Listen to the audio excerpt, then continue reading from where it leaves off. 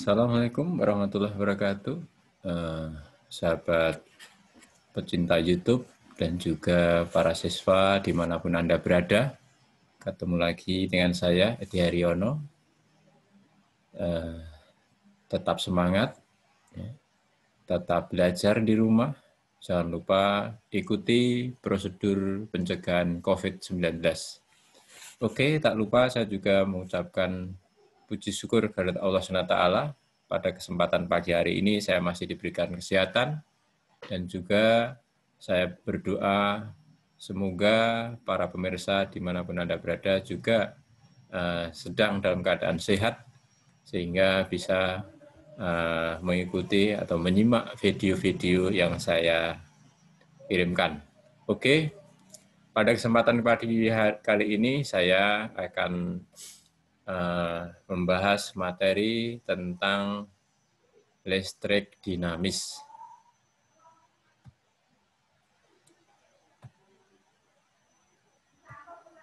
Marilah kita simak pembahasan yang akan saya berikan. Tapi jangan lupa dukung kami dengan tekan tombol like, juga subscribe, juga bunyikan lonceng biar nanti setiap kami mengupload video, kalian semua akan mendapatkan pemberitahuan tentang video yang kami upload. Juga kalau dirasa penting, dirasa bermanfaat bagi orang lain, silahkan di-share ke grup Facebook, grup WA, dan seterusnya. Oke, saya mulai dengan bahasan yang pertama, yaitu hantaran listrik.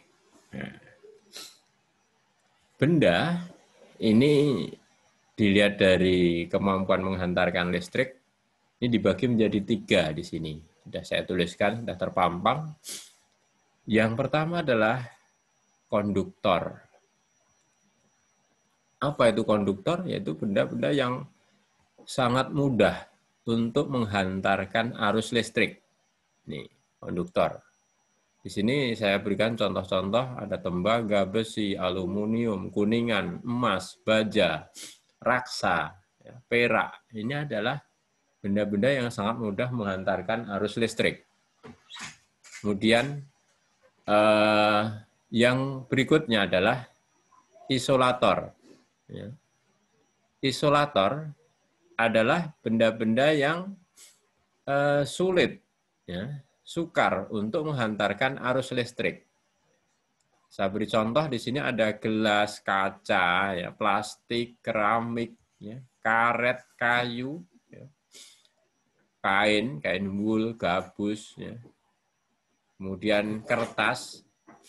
Itu adalah benda-benda yang sangat sulit untuk menghantarkan arus listrik, atau istilahnya penyekat, isolator. Yang ketiga adalah semikonduktor. Semikonduktor, yaitu benda-benda yang dalam keadaan suhu kamar atau lebih dingin, dia bersifat isolator. Tapi ketika suhunya dinaikkan, benda tersebut berubah menjadi konduktor. Ini adalah semikonduktor. Contohnya di sini adalah ada germanium, silikon, boron. Oke, ini adalah 3 benda yang berkaitan dengan pembahasan listrik dinamis kali ini. Konduktor ini nanti sebagai penghubung, penghubung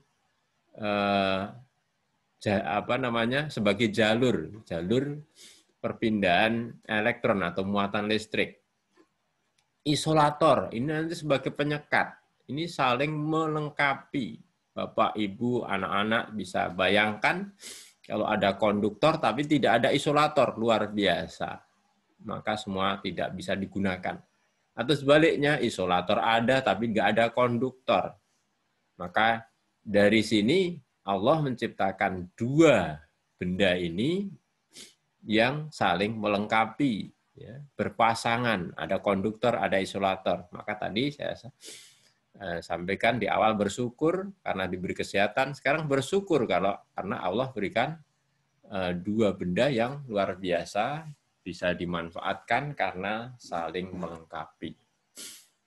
Yang ketiga tadi adalah semikonduktor. Ini dengan ditemukannya semikonduktor ini, kemajuan teknologi khususnya di bidang elektronika, digital luar biasa maju pesat.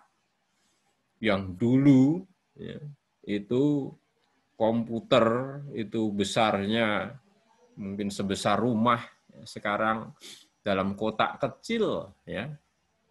Satu kotak kecil sebesar korek api saja bisa memuat atau sebagai perangkat komputer. Luar biasa ya. Atau paling tidak yang kita sering pegang adalah Android. Ini hasil dari ditemukannya semikonduktor. Nah, nanti akan dipelajari lebih lanjut tentang semikonduktor ini tentunya di bagian elektronika. Oke. Saya lanjutkan. Berikutnya adalah tentang tegangan listrik atau beda potensial listrik. Beda potensial listrik atau tegangan listrik itu adalah beda potensial antara dua titik dalam suatu rangkaian. Dalam suatu rangkaian listrik maksudnya. Dilambangkan dengan huruf V dengan satuannya volt. Ini.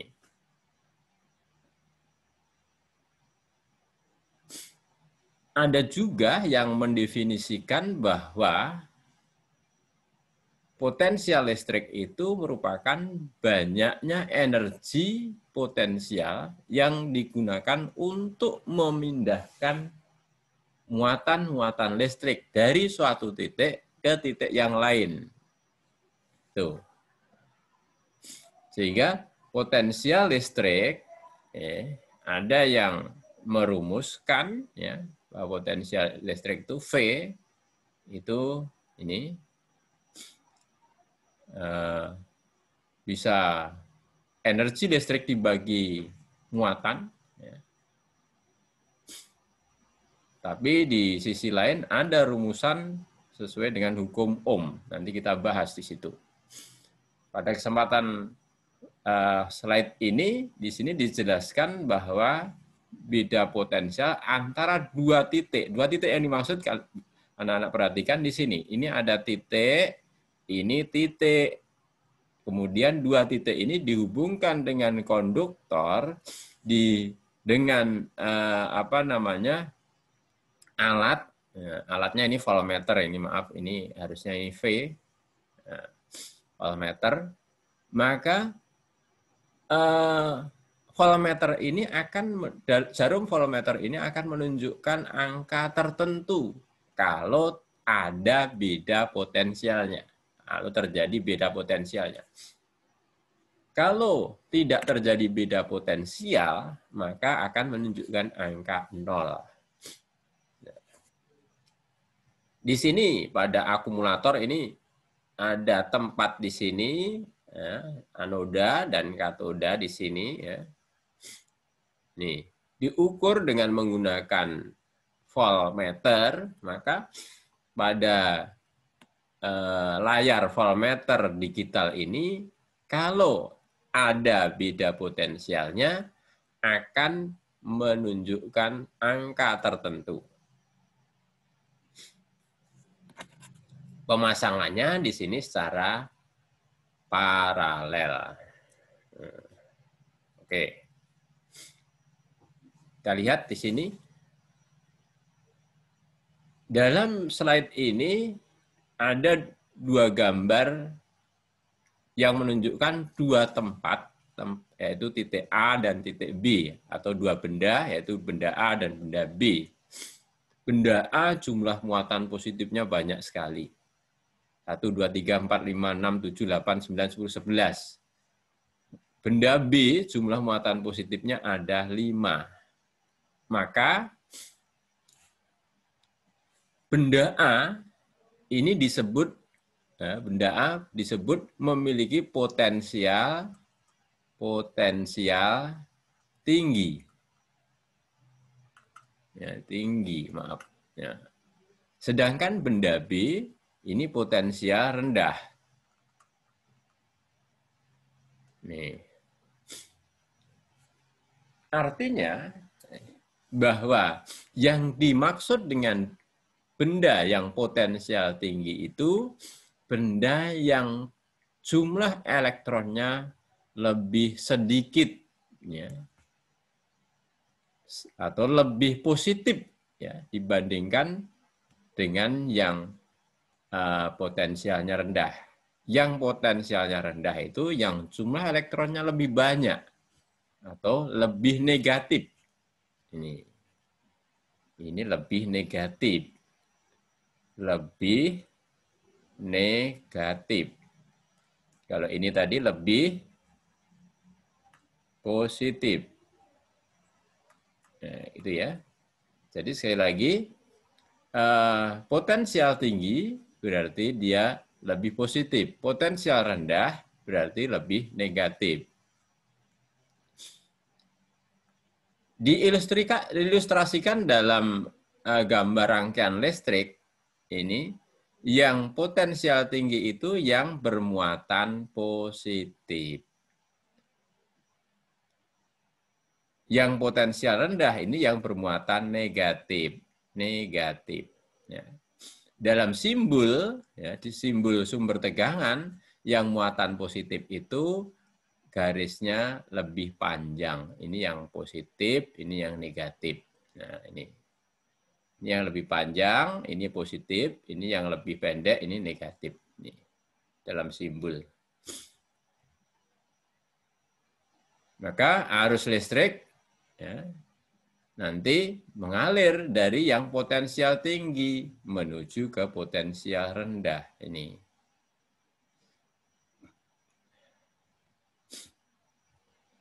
Meskipun sebenarnya yang mengalir itu adalah elektron. Elektron dari potensial rendah menuju ke potensial tinggi. Oke. Jadi ini kalau saya gambarkan, ini arus listrik arahnya ke sini. Ini. Sedangkan yang ke sini arahnya ke sini adalah elektron. Oke. Bisa dipahami anak-anak? Saya lanjut. Alat yang digunakan untuk mengukur tegangan listrik dalam satu rangkaian tertutup adalah voltmeter yang tadi sudah kita singgung, yang dipasang secara paralel. Pemasangannya seperti ini. Jadi di sini pemasangannya, ya, dihubungkan, dipasang secara paralel. Anak-anak bisa lihat di sini, ya. Ini ada hambatan, pasang paralel begini, maka nanti arus listriknya akan mengalir sebagian melalui voltmeter ini. Maka ini, kalau ini saya beri nama titik A, ini titik B, berarti voltmeter ini mengukur beda potensial, perbedaan potensial antara titik A dengan titik B. Ini ya, ini titik A, ini titik B. Sekali lagi, kalau dipasang seperti ini, berarti voltmeter ini yang disimbolkan dengan lambang seperti ini, ya, bulatan, bulat dikasih huruf V. Ini kalau digambarkan seperti ini, mengukur beda potensial titik A sampai titik B. Atau dengan titik B, maaf. Ya. Beda potensial antara titik A dengan titik B. Oke, saya lanjut. Bagaimana perhitungannya? Nah,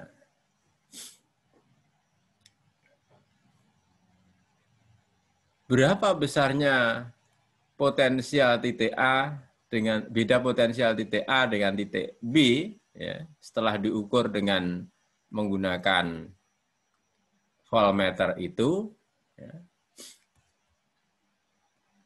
maka pembacaan voltmeter ini dapat dibaca dengan rumusan V sama dengan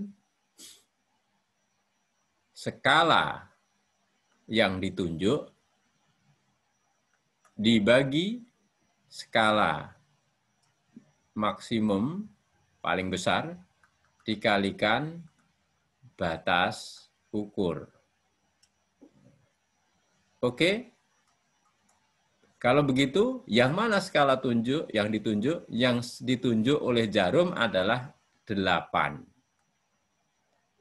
Skala maksimumnya adalah skala yang ada di ini, ya, pada skala ini, yang paling besar berapa? 10. Kemudian batas ukurnya. Batas ukur itu yang ini batas ukurnya, ini batas ukurnya. Yang dipilih adalah 0 dengan 100, berarti batas ukurnya 100.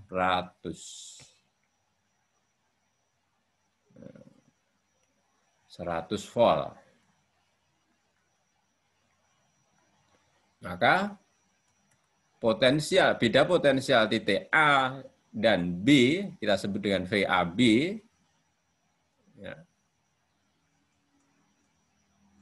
ini besarnya adalah 80, ini saya coret aja, coret 8 kali 10, 80 volt. Bagaimana anak-anak atau para pemirsa, jelas ya, untuk menghitung atau membaca alat ukur voltmeter analog khususnya adalah dengan cara seperti ini, yaitu skala yang ditunjuk dibagi skala maksimum kali batas ukurnya. Tapi sekarang sudah ada skala alat ukur yang digital, begitu ditempelkan di titik A dan titik B langsung tertera, oh nilainya atau beda potensialnya 80 volt tanpa harus menghitung seperti ini. Tapi kalau nanti mendapatkan alat seperti ini, maka cara menghitungnya seperti itu.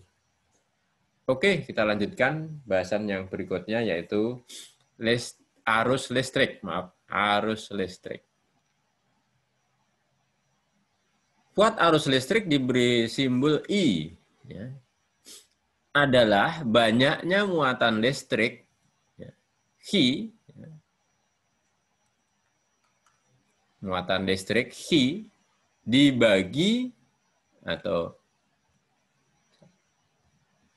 yang mengalir setiap satuan waktu atau T dibagi T.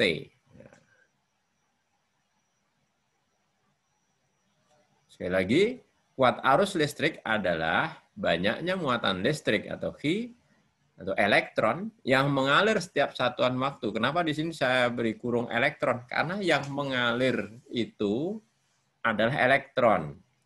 Proton tetap di inti. Ya, kemarin pada pembahasan atom, ya, ion, ya, silahkan nanti yang masih belum jelas kenapa kok elektron disebut, coba dicari di pembahasan saya di bagian listrik statis, ya, ataupun di pembahasan atom, ya, atom-atom.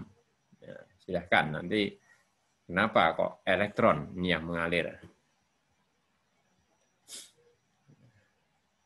Ini saya tulis, Q itu adalah muatan listrik. Satuannya apa? Satuannya adalah Coulomb. Ya, Coulomb. Kemudian dibagi waktu. Satuannya apa? Satuannya sekon. Nah, sehingga kuat arus listrik itu satuannya apa? Kuat arus listrik itu satuannya adalah, ya, satuan kuat arus listrik adalah Coulomb per sekon atau C per S. Ini sering disebut dengan istilah ampere atau sering disingkat dengan huruf A. Jadi begitu anak-anak, bahwa kuat arus listrik satuannya ampere berasal dari Coulomb per sekon. Oke, saya lanjut. Arus listrik mengalir dari potensial tinggi ke potensial rendah. Tadi sudah saya sampaikan. Sedangkan elektron mengalir dari potensial rendah ke potensial tinggi. Ini tadi sudah saya singgung pada pembahasan beda potensial listrik. Di sini potensial tingginya adalah A. Ini potensial tinggi. Tinggi ya. Ini potensial rendah. Nah, sehingga arus listrik mengalir dari A menuju B. Ini kuat arus listriknya. Sedangkan elektron mengalir dari potensial rendah menuju potensial tinggi. Berarti ini arus elektron. Nih. Dalam gambar ini, sekali lagi, tadi juga sudah saya sampaikan, potensial tinggi itu yang panjang dalam simbol, ya, sumber arus listrik, ini simbolnya seperti ini, sumber arus listrik searah, ini potensial tinggi, ini yang pendek, ini potensial rendah. Kemudian arus listrik mengalir dari potensial tinggi ini, nah, menuju ke potensial yang rendah, ini arah arus listrik. Kok tidak dari sini ke sini? Di sini tidak ada jalurnya, maka dia melewati konduktor yang tadi sudah kita bahas di depan. Ini adalah konduktor, ya. Penghubungnya adalah konduktor. Oke, saya lanjut. Alat yang digunakan untuk mengukur besarnya kuat arus listrik di sini adalah ampere meter, dapat digunakan ampere meter yang dipasang secara seri. Pembacaan secara seri adalah seperti ini.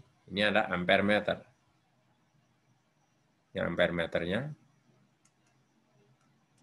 Ini hambatan. Nah. Ini ya, anak-anak. Sama dengan beda potensial tadi, di sini cara membacanya sama. Ya. Hanya ini dipasang secara seri. Ya. Ini seperti ini. Ya. Coba kalau kita lihat, nanti ini berapa ini nilainya. Oke. Cara menghitung atau membaca ampere meter di sini, I yang terukur adalah skala yang ditunjuk dibagi skala maksimum dikalikan batas ukur. Oke. Skala tunjuknya berapa? 8. Skala maksimumnya 10. Batas ukurnya di sini 100 ampere. Maka ketemunya adalah coret-coret. Saya memang sengaja menggunakan yang angka yang sama biar mudah. 80 ampere. Ini kuat arus yang terukur oleh alat ini. Sekali lagi, ini adalah merupakan skala yang ditunjuk. Ini adalah batas skala maksimum. Skala maksimum. Nah, skala maksimum. Ini adalah apa tadi? Batas ukur. Oke, jelas anak-anak? Bisa dilanjut? Oke, saya lanjutkan. Jangan lupa sekali lagi, dukung kami dengan tekan tombol atau tanda like, ya, subscribe, dan juga tanda lonceng, bunyikan, kemudian share jika video ini dirasa bermanfaat bagi orang lain. Berikutnya adalah hambatan listrik, atau resistor nama lainnya, diberi simbol huruf R. Satuannya ohm. Nah, satuannya ohm. Mudah ya menghafal. Dalam rangkaian listrik, resistor berfungsi untuk menghambat jalannya arus listrik. Simbolnya dalam gambar ini. Ini simbol dalam gambar rangkaian, pasti seperti ini umumnya. Tapi terkadang juga seperti ini, terkadang. Sekali lagi, resistor berfungsi untuk menghambat. Namanya hambatan, berarti menghambat jalannya arus listrik. Ya. Bentuk dari resistor dapat dilihat di sini, saya tayangkan di sini ada yang model seperti ini, karbon ya. Ini ada gelang 1, 2, 3, 4. Ada 4 gelang. Ya. Gelang 1, ya. Gelang 2, gelang 3, gelang 4. Ini ada merupakan kode warna. Ya. Hitam, coklat, merah, jingga, kuning, hijau, biru, ungu, abu-abu, putih. Ya. Dulu saya juga hafal ini, sekarang ya hafal juga. Ya. Hijau, meo, kuhibi, uap. Ya. EPT, emas, perak, tanpa warna. Nah, siapa? Oke, ini tidak akan akan saya sampaikan lebih jauh karena nanti biar disampaikan di pelajaran ya, elektronika atau prakarya di sini.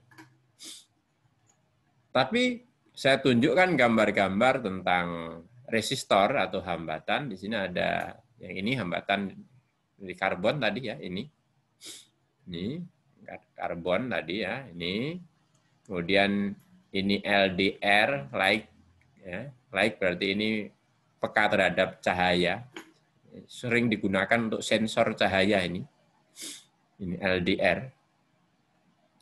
Ini hambatan kawat, ini hambatan geser biasanya ini. Di lab ini sering dipakai ya. Ini keramik, ini dari keramik. Ya, dari keramik. Ini potensio. Ya, potensio ini sering digunakan untuk sebagai mengeraskan volume. Trimpot juga sama. Ini berfungsi mirip dengan potensio. Ini untuk mengeraskan suara biasanya. Tapi penggunaan yang lain ada ya tentunya. Nanti dipelajari di elektronika. Oke, saya lanjut hukum Ohm.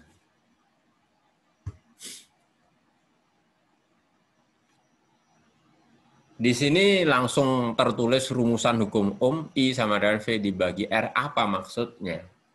Kemudian ada gambar sumber arus, ya. Kemudian dihubungkan dengan konduktor terhadap hambatan. Ya.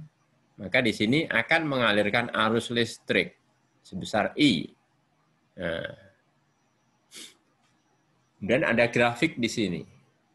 Maksudnya adalah bahwa besarnya kuat arus listrik ya, dalam suatu rangkaian itu, ya, besarnya kuat arus listrik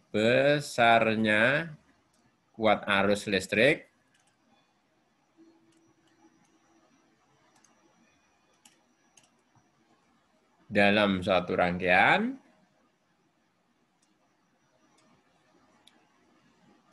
sebuah rangkaian berbanding lurus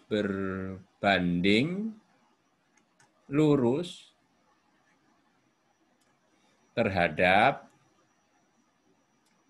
beda potensial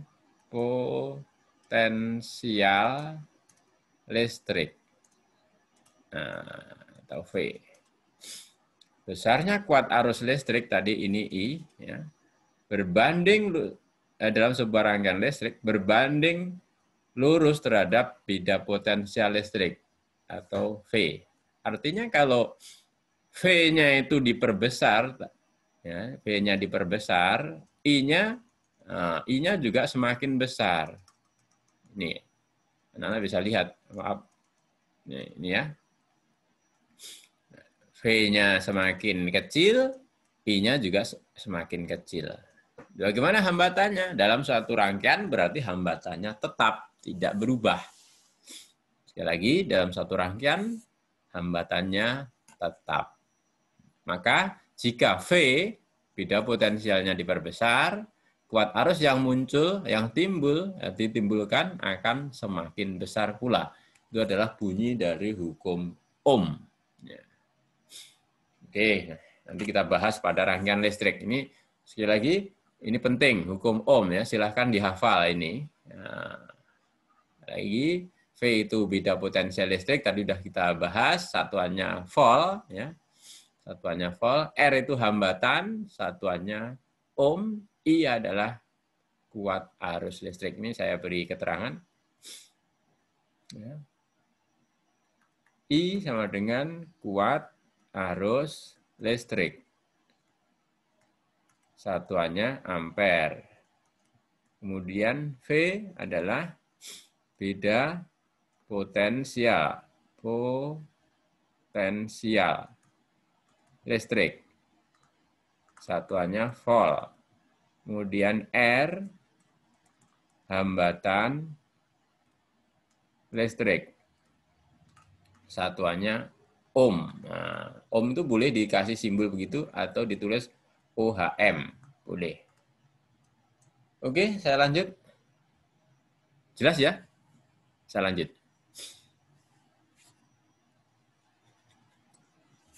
Dalam penghantar, dalam kawat, ya, dalam tembaga yang digunakan untuk menghantarkan arus listrik, ini terdapat hambatannya. Nah, ini. Jadi setiap kabel, baik itu terbuat dari tembaga, aluminium, besi, dan sebagainya, itu memiliki hambatan. Hambatannya itu akan menghambat jalannya arus listrik. Berapa besarnya hambatan yang dimiliki oleh bahan-bahan tersebut dirumuskan R sama dengan ya, Rho kali L dibagi A. Apa R itu? R itu hambatannya. Rho itu adalah hambatan jenis dari bahan itu. L adalah panjang dari penghantar, panjang dari kawat. A adalah luas bidang, ya, luas permukaannya ini, luas bidangnya ini. Sehingga kalau penghantar itu A itu berarti rumusnya adalah Pi kali R kuadrat. Kenapa? Karena berbentuk lingkaran. Nah, A itu rumusnya Pi R kuadrat. Itu. Ini sudah ada keterangannya, R hambatan, satuannya ohm, Rho ada hambatan jenis, ohm meter, L panjang penghantar, satuannya meter, A luas penampang penghantar, satuannya meter persegi. Ini hambatan yang terdapat pada penghantar. Sehingga dari sini anak-anak atau pemirsa di rumah bisa bayangkan seandainya anak-anak atau para pemirsa memasang lampu yang jauh dari sumbernya menggunakan kabel, maka tentunya arus listrik yang mengalir melalui kabel itu akan dihambat oleh hambatan yang besar. Kenapa? Karena jaraknya jauh, berarti kabelnya panjang, penghantarnya panjang. Di sini kalau panjang, ya, berarti hambatannya besar karena R berbanding lurus terhadap panjang penghantar. Nah, ini R berbanding terbalik terhadap luas permukaan, luas penampang penghantar. Ya. Artinya kalau kabelnya itu besar, maka hambatannya kecil. Pantesan saja kalau besar kabelnya itu harganya mahal, karena hambatannya kecil. Oh, ternyata tidak seperti itu ya permasalahan mahalnya. Karena apa? Kalau kabelnya besar itu kan bahannya juga banyak. Nah, oke. Nanti untuk soal-soalnya silahkan dilihat di pembahasan soal listrik dinamis bagian yang pertama kemarin. Nanti akan saya lanjutkan bagian yang kedua ya pada tayangan berikutnya. Sekarang kemarin ada yang rilis minta dibahas materinya, saya bahas materinya dulu. Oke, saya lanjut. Sekali lagi, jangan lupa dukung kami dengan tekan like, subscribe bagi yang belum, dan share jika dirasa video ini bermanfaat. Hukum pertama Kirchhoff. Hukum pertama Kirchhoff. Hukum pertama Kirchhoff menyatakan bahwa jumlah arus yang masuk pada titik percabangan sama dengan jumlah arus yang keluar dari titik percabangan itu. Di sini titik percabangannya adalah P. P itu sebagai titik percabangan. Arus yang masuk ada I1, I2, I3, I6. Ini masuk ya, I6 ini. I6 masuk. Maka kalau I1 ditambah I2, ditambah I3, ditambah I6, tentunya akan menghasilkan sama dengan yang keluar. Yang keluar adalah I4 dan I5. Nih. Maka di sini I1 tambah I2 tambah I3 tambah I6 sama dengan I4 ditambah I5. Ini hukum Kirchhoff pertama. Adakah hukum Kirchhoff kedua? Ada, tapi tidak saya bahas di pembahasan tingkat SMP ini. Nanti pembahasannya itu di tingkat SMA. Oke, saya lanjut. Ini dihafal ya untuk hukum Kirchhoff pertama. Hukum Ohm tadi juga dihafal, silahkan. Karena nanti di dalam bahasan rangkaian listrik, ya, nanti akan selalu dipakai. Berikutnya, rangkaian sumber tegangan seri. Rangkaian sumber tegangan nanti ada seri, paralel, gabungan seri dan paralel. Tapi di sini saya bahas yang seri.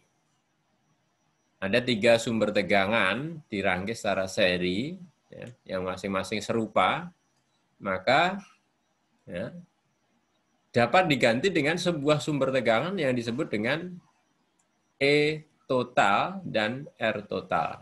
R kecil itu adalah hambatan dalam. E adalah GGL, R adalah hambatan dalam. Hambatan dalam sumber tegangan maksudnya ya. Oke. Maka di sini 3 sumber tegangan ini dapat diganti dengan sebuah sumber tegangan namanya E total, yang mana besarnya E total itu adalah E ditambah E ditambah E. Atau karena ini sama berarti 3 kali E, karena ada 3. Atau N kali E. N itu menunjukkan jumlah dari sumber tegangan yang dirangkai. N sama dengan jumlah sumber tegangan yang dirangkai. Nah, maka N kali E. Di E total. Sedangkan R totalnya gimana? Nah, R totalnya sama. R totalnya ya sama. R totalnya adalah R ditambah R ditambah R. Atau sama dengan N kali R. Sama ya. Nah, ini tadi N kali E, ini N kali R. Ada pertanyaan? Sudah jelas? Gampang. Oke? Nanti contoh soalnya sekali lagi, lihat di pembahasan saya pada tayangan YouTube di channel saya, listrik dinamis, ya, pembahasan soal bagian yang pertama. Ada. Bagaimana untuk yang paralel? Yang paralel juga sama. Bisa diganti dengan sebuah sumber tegangan dan sebuah hambatan dalam, ya, yang mana rumusnya E total itu adalah E. Ya.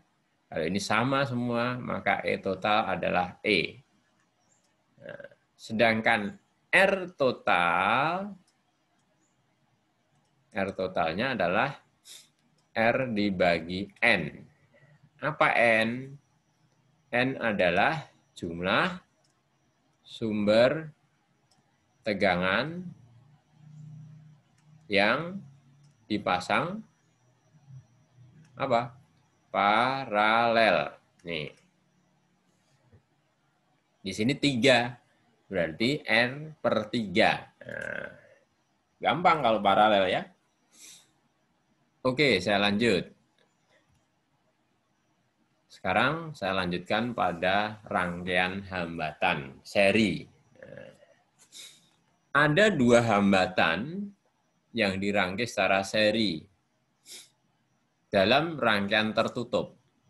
Maka dua hambatan yang dirangkai secara seri ini dapat diganti dengan sebuah hambatan pengganti. Ya. Dalam gambar saya, dari titik A sampai B, ada hambatan kita sebut sebagai RAB. Dari titik B sampai C kita sebut hambatannya RBC. Maka hambatan dari A sampai C dapat diganti dengan sebuah hambatan yang kita sebut dengan RAC.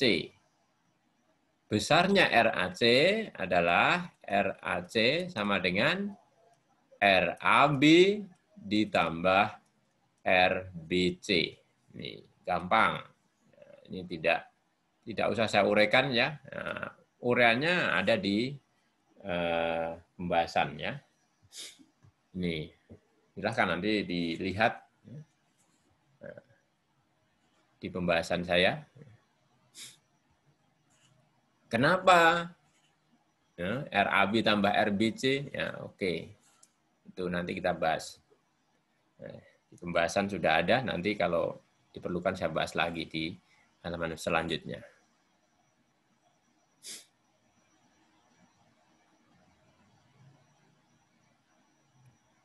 Kemudian untuk rangkaian hambatan secara paralel, dua hambatan atau lebih yang dipasang secara paralel dalam rangkaian tertutup juga dapat diganti dengan sebuah hambatan. Dari titik A sampai B itu ternyata ada dua hambatan. Maka bisa diganti dengan sebuah hambatan. Yaitu hambatan penggantinya adalah RAB. Bahwa 1/RAB sama dengan 1/R1 ditambah 1/R2. Ini rumusnya. Kalau ada 3, tambah lagi 1/R3. Ada 4, tambah lagi 1/R4. Itu. Jika R1 dan R2-nya sama, bisa ditulis, ya, ada rumus singkatnya, yaitu R/2. Kalau hanya 2. Silahkan nanti dibuka di pembahasan saya di listrik dinamis, pembahasan soal bagian yang pertama. Saya lanjut. Sekali lagi juga jangan lupa dukung kami dengan tekan like, subscribe bagi yang belum, dan share jika video ini bermanfaat.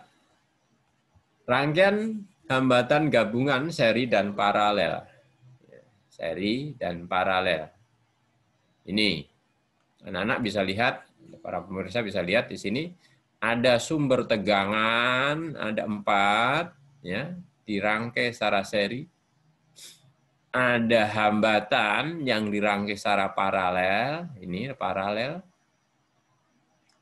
Kemudian yang R1 dan R4 ini dirangkai secara seri.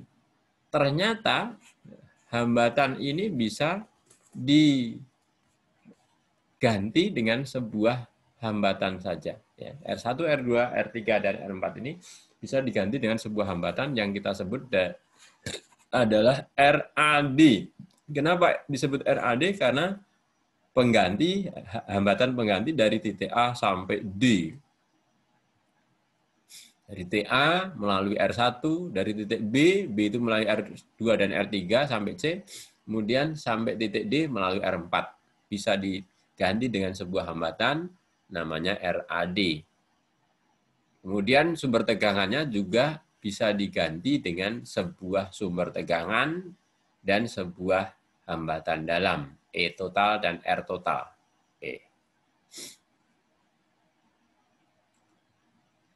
Anak-anak bisa lihat transformasi cara menggantinya. Yang pertama adalah ini. Ya, ini gambar tadi saya perkecil seperti ini. Ini aslinya gambar tadi.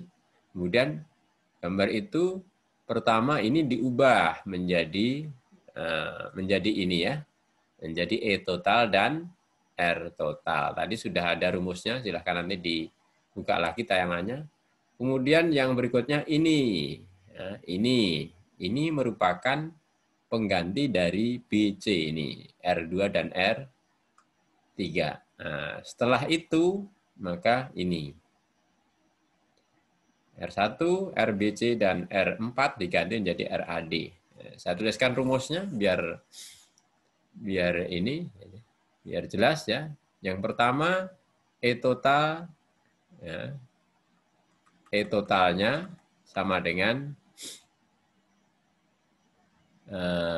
E ditambah E ditambah E ditambah E.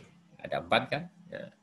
Kemudian R totalnya atau R penggantinya adalah R tambah R tambah R tambah R. Kemudian di sini diperoleh E total dan R total. Kemudian RBC, nah, ini menggunakan rumus 1 per RBC sama dengan 1 per R2 ditambah 1 per R3. Tapi anak-anak bisa menghitung RBC itu langsung ya, kalau hanya 2. Kalau hanya 2 yang dipasang secara paralel, yaitu dengan rumus RBC sama dengan R. Kalau ini R2 dan R3, R2 kali R3 dibagi R2 ditambah R3. Ini boleh ya, secara langsung begini. Pakai ini juga boleh. Kemudian setelah itu di sini diperoleh RAD ya, karena RBC sudah ketemu, RAD bisa dihitung. RAD itu sama dengan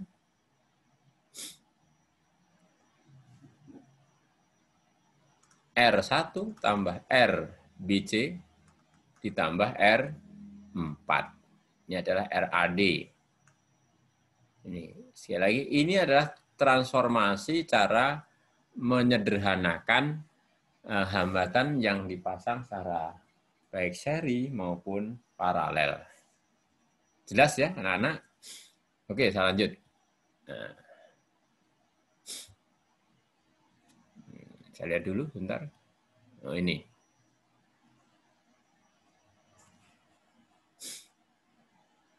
Dalam pembahasan ini, saya akan lanjutkan pembahasannya jika rangkaian seperti ini, apa saja, besaran apa saja yang bisa dibahas. Tadi uraiannya mencari RAB, RBC, ya. Maaf, mencari RBC, mencari RAD sudah bisa. Kemudian mencari E total, R total sudah bisa. Sekarang ini, setelah ketemu E total dan R total serta R ini, setelah ketemu seperti ini saya ganti begini gambarnya biar mudah. Nah, setelah seperti ini titik A, ini titik D, ya. Ini R AD, maaf AD, ya. Maka ini E total, R total, ya. E total, R total. Maka ini bisa dihitung yang pertama adalah menghitung I. I yang mana? I ini, I rangkaian ya, I rangkaian ini. Berapa besarnya I? I adalah E total ya, dibagi RAD ditambah R total. Ini yang pertama. Bisa dihitung. Yang pertama adalah I, ya, kuat arusnya yang mengalir pada rangkaian itu. Yaitu dengan rumusan E total dibagi RAD ditambah R total.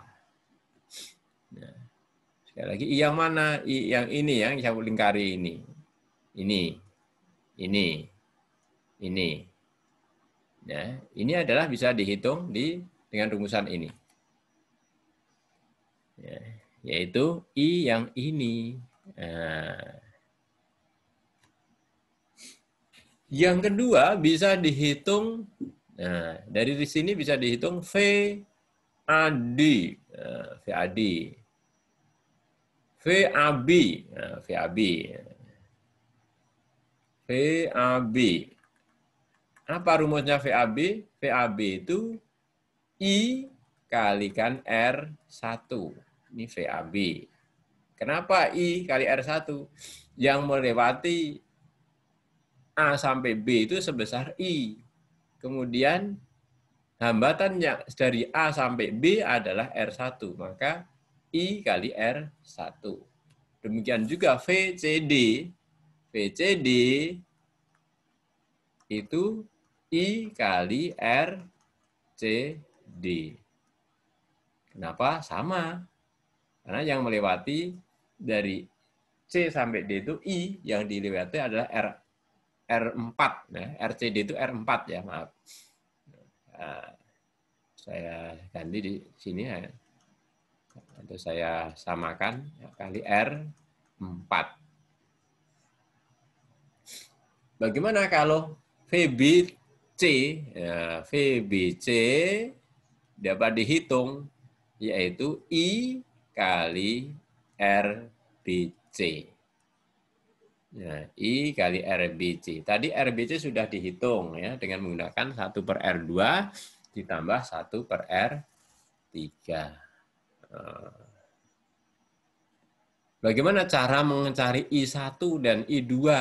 Nah, I1 dan I2 dapat dihitung. I1 itu adalah VBC dibagi R2. Ini I1. I2 adalah VBC dibagi R3. Sesuai gambar loh ya ini. Sekali lagi, sesuai gambar. Seperti yang ada di dalam gambar.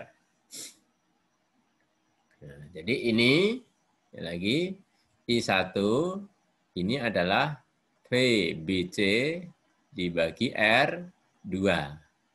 Sedangkan I2 ini VBC dibagi R3. Nah, ini. Oke.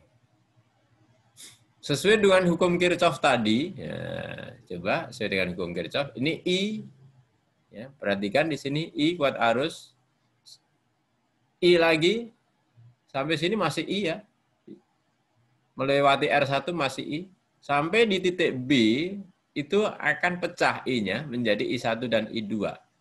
Sehingga I1 dan I2 itu kalau dijumlah sebenarnya sama dengan I. I1 melewati R2, di sini masih I1. I2 melewati R3, sampai sini juga masih I2. Nah, sampai di titik C, ya, keluar menjadi I kembali. Sehingga I1 ditambah I2 itu sama dengan I. Oke. Saya lanjut. Jangan lupa tekan tombol like, subscribe, dan share jika bermanfaat. Kita lanjut energi dan daya listrik. Nah, di sini sudah ada rumus dasarnya. Energi listrik adalah banyaknya energi yang diperlukan untuk memindahkan muatan listrik dari satu titik ke titik yang lain dalam rangkaian listrik tertutup. Energi listrik.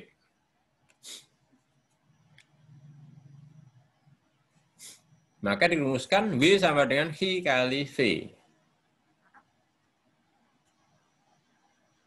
Anak-anak masih ingat rumus bahwa kuat arus listrik adalah banyaknya muatan listrik yang, ya, ingat bahwa kuat arus listrik itu adalah banyaknya muatan listrik yang mengalir tiap satuan waktu.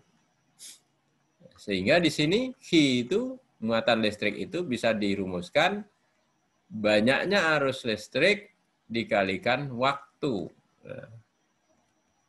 Besarnya kuat arus listrik dikalikan waktu yang digunakan. Ini adalah muatan listrik. Sehingga energi dapat dirumuskan I kali T kalikan V. Nah, atau sering disebut V kali I kali T. Ini energi.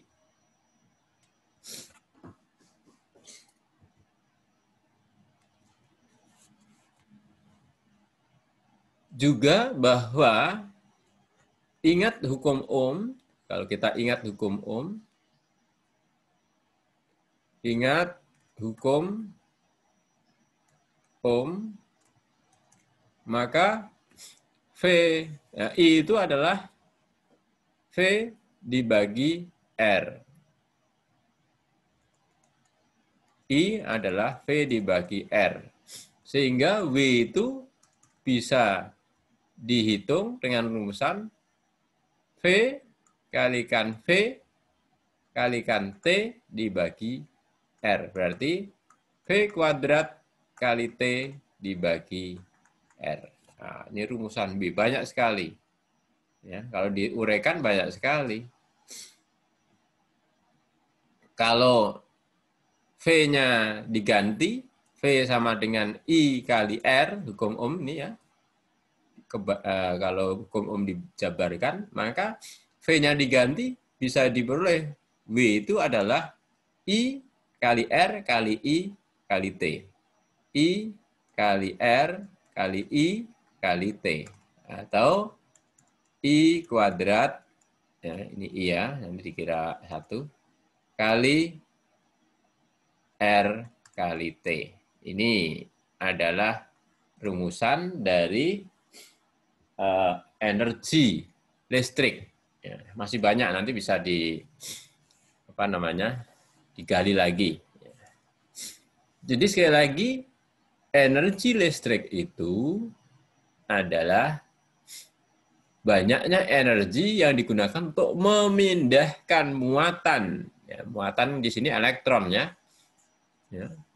Muatan listrik dari satu titik B ke titik A. Ya, titik B ke titik A. Satu titik ke titik yang lain.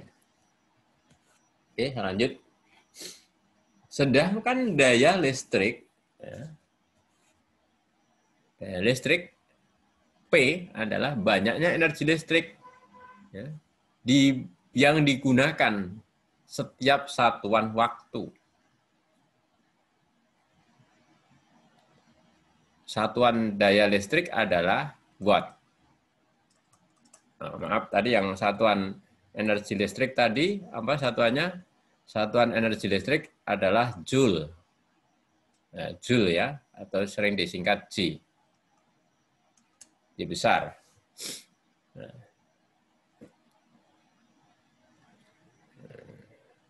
saya tulis di sini ya keterangannya. Oke, saya tulis yang tadi yang energi listrik dulu. Keterangan. W adalah energi listrik.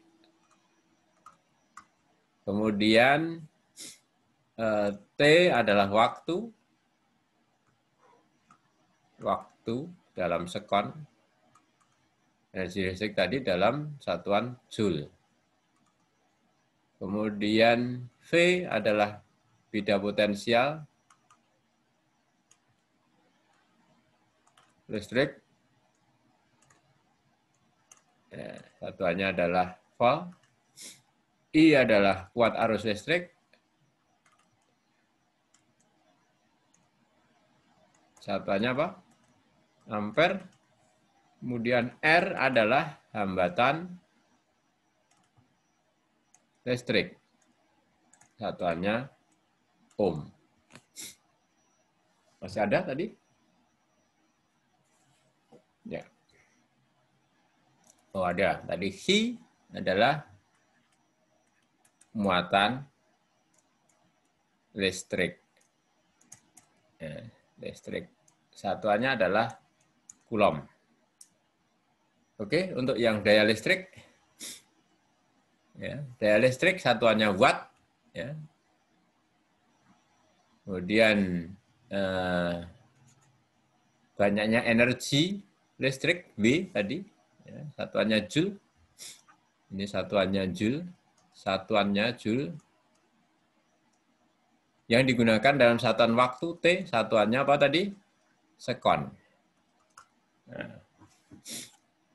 Sehingga di sini dapat saya uraikan dengan W itu apa namanya diganti-ganti. Misalnya W itu tadi V kali I kali T. Gitu kan? Dibagi T. Bisa juga I kuadrat kali R kali T dibagi T. Bisa juga V kuadrat kali dibagi R V kuadrat per R ya, kali T dibagi T. Nah, sehingga hasilnya kalau ini saya turunkan berarti apa? Daya listrik itu V kali I. Ya, ini yang pertama ini daya listrik. Kalau ini saya turunkan menjadi apa? I kuadrat kali R. I kuadrat kali R. Ini rumus yang kedua. Di rumus yang ketiga, apa daya listrik? Di sini, rumus yang ketiga adalah V kuadrat dibagi R. Ini rumus yang ketiga. Ini daya listrik semua. Ini juga P, ini juga P. Nah, daya listrik. Sebenarnya apa atau daya listrik itu? Kalau secara apa namanya definisi seperti ini, banyak energi listrik yang digunakan setiap satuan waktu. Nah, coba kita contohkan dengan alat seperti ini. Ada sebuah setrika. Setrika bertuliskan 300 watt, 220 volt. Artinya apa ini? Artinya 300 watt ini berarti ini adalah daya listrik. Daya listrik. 220 volt ini berarti beda potensial yang harus digunakan.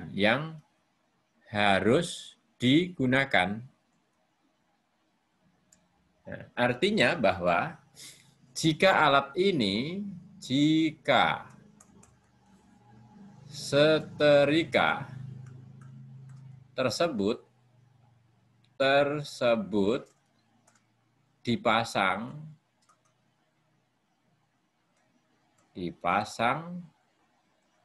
pada sumber tegangan 220 volt, maka alat tersebut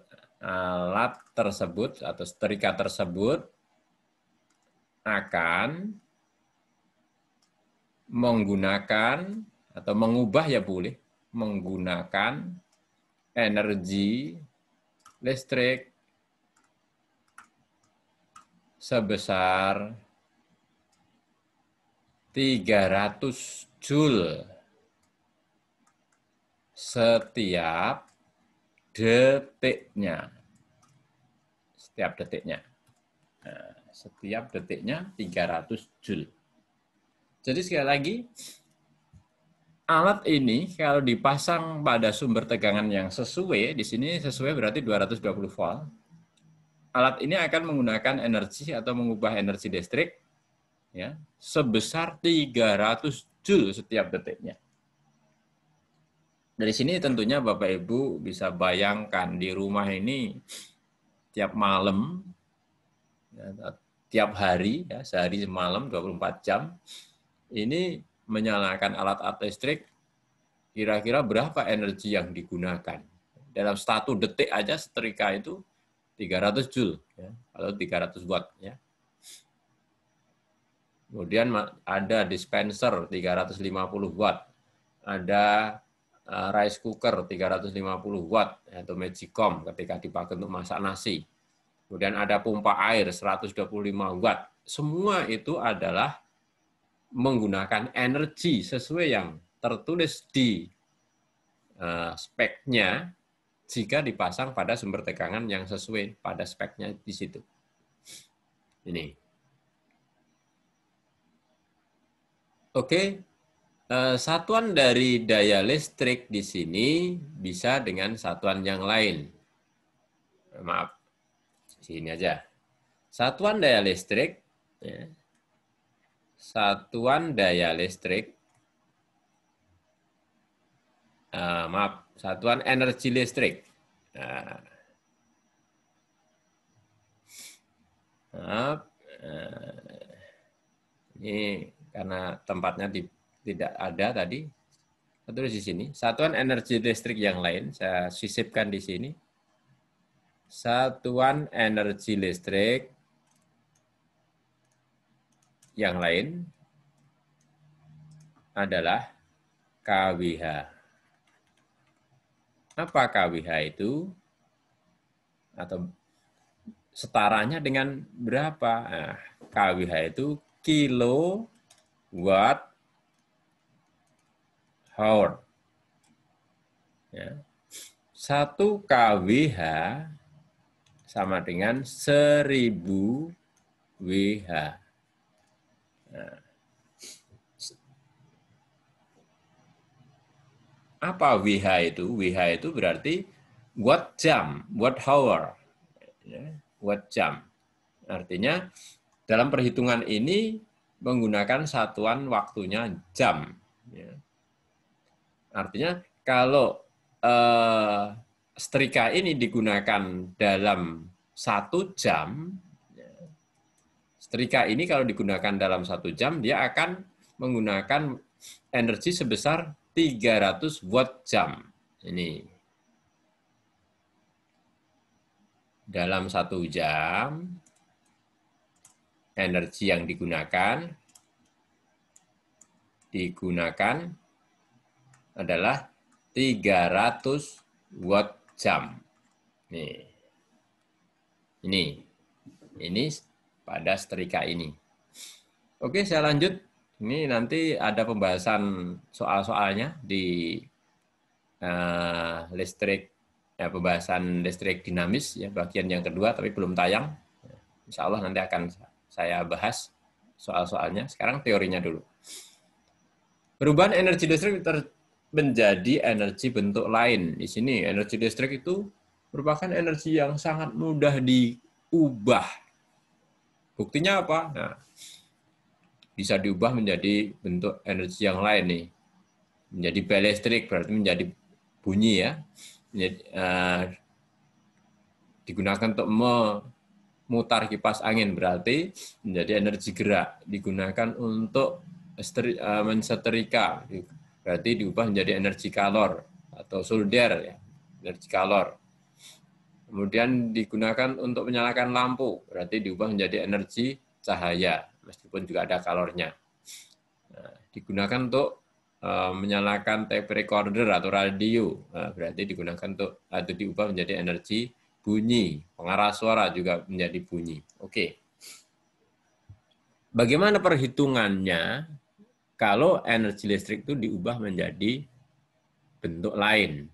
Pada pembahasan ini saya hanya akan bahas mungkin hanya 1 atau 2 macam saja, yaitu energi listrik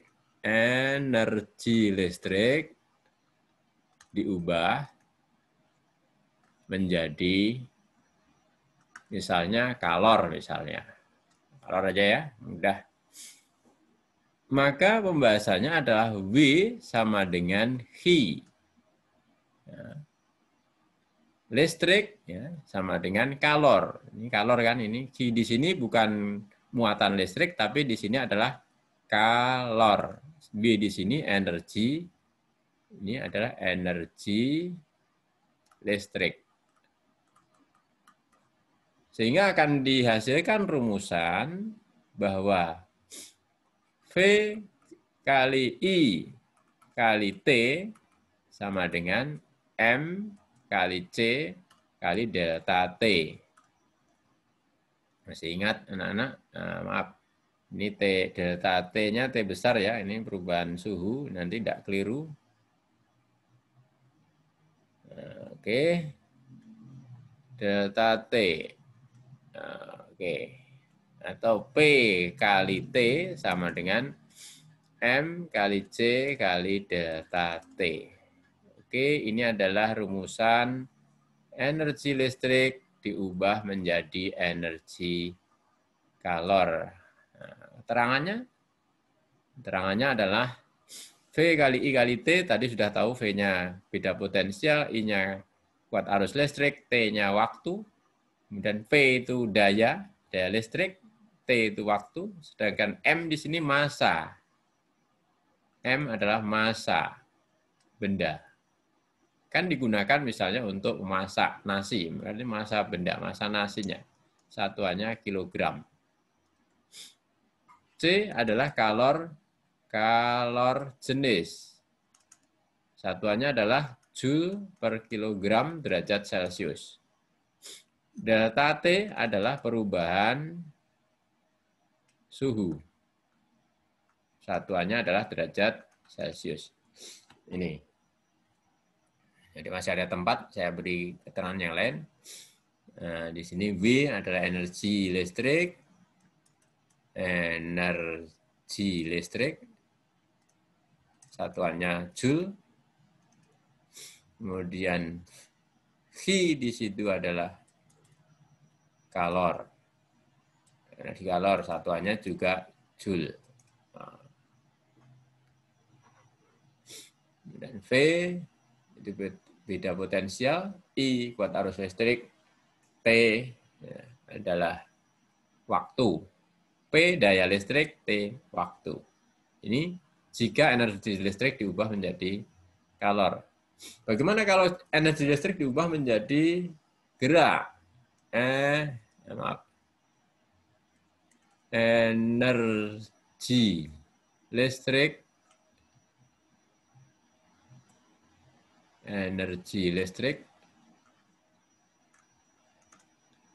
diubah menjadi gerak, berubah menjadi gerak. Berarti energi listrik itu V akan berubah menjadi gerak. Gerak itu energi kinetik. Nah, berarti V, energi listrik berubah menjadi energi gerak. Berarti di sini V sama dengan energi kinetik. V itu P kali T, berarti ini setengah mV kuadrat. Berarti ini kalau V kali I kali T ya boleh sama dengan setengah M kali V kuadrat. V di sini kecepatannya.